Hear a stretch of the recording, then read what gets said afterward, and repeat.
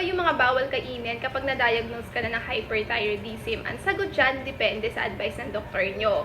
Pero sa case ko po, ang advice ng doktor ko, bawal ako sa matataas sa iodine. So ano nga ba yung matataas sa iodine? Pero yung doktor ko po, hindi siya nagbigay talaga ng list. Ang sinabi niya lang sa akin, bawal ako sa seafoods, bawal ako sa mga canned goods, bawal ako sa... saan pa ba? Bawal akong gumamit ng iodized salt. Yun yung sinabi niya sa akin. So, dapat mga non-iodized. So, sa pagkain naman, ano nga ba halimbawa yung kinakain ko? Ang kinakain ko po, kumakain ako ng manok, baboy, at kumakain din po ako ng isda. Pero yung isda po, paminsan-minsan na. Kasi natakot nga ako, diba? Kasi nga yung isdang dagat, ay, yung mga isda kasi, diba, isdang dagat sila, so maalat, ganun sabi ko. Pero sabi ng doktor ko, pwede naman daw po, wag lang daw po talagang seafoods. Again po, yung case ko po ay merong bawal, ha? Baka po mamaya sabihin nyo, hala, hindi naman bawal yan eh, ako nga na ganito. Sa akin nga po, sabi po ng doktor ko. So, iba-iba kasi tayo ng case. May mga doktor na wala talaga pinagbabawal sa mga pasyente nila. Pero sa akin nga po, merong pinagbawal. So, again, matataas sa iodine. Tapos, nung na-diagnose ako ng March 2025, doon na rin ako nag-start na nagbabasa ako ng mga label lang binibili ko sa grocery.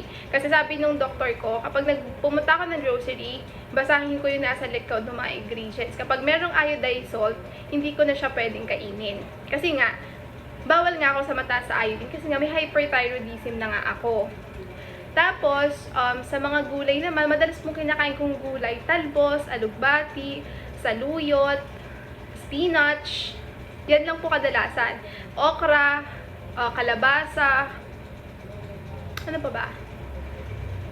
Yun lang yung madalas kong kinakain. Ang iniwasan ko na po, patatas, carrots, at saka labanos. Yan po kasi madalas kong kinakain.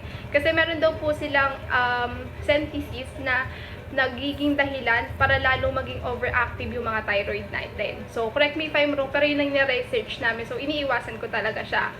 Tapos, hindi ako masyadong, pero tumitikim naman din po ako katulad ng biscuit. Kasi sa biscuit po, lalo na yan, pagka yung mga biscuit natin dito, basahin nyo po yung ingredients yan. May wet flour din, bawal tayo sa mga wet flour, sa mga pastries, hindi naman bawal. Kumbaga, lilimitahan lang naman natin. Katulad din nung sa patatas, carrots, at saka dun sa labanos. Ano lang naman, lilimitahan. Pero sa case ko nga kasi hindi ako marunong magdisiplina. So, iniwasan ko na lang talaga sila. Yun na lang yung naging way ko para nga hindi ko na lang din sila makain. Kasi hindi ko rin naman makokontrol be. Hindi ako ganun ka-super disiplinado. So, sabi ko, wag ko na lang din kainin. Pwede naman silang kainin, pero dapat moderate. Hindi ko nga kaya. Wag na lang. Tapos, sa isda naman po, dahil ang alam ko lang din talaga, bangus at saka tilapia, yun lang yung minsan na kinakain ko din po. Sa manok at baboy, nilalagay ko lang din po talaga sila sa aking mga gulay. Hindi talaga sila yung main character ng ulam ko, yung tipong parang inadobo. Ayan, hindi na rin po pala ako naglalagay ng soy. Yun, bawal din kasi siya, lalo na sa may mga hyperthyroidism. So, hindi na ako gumagamit ng toyo.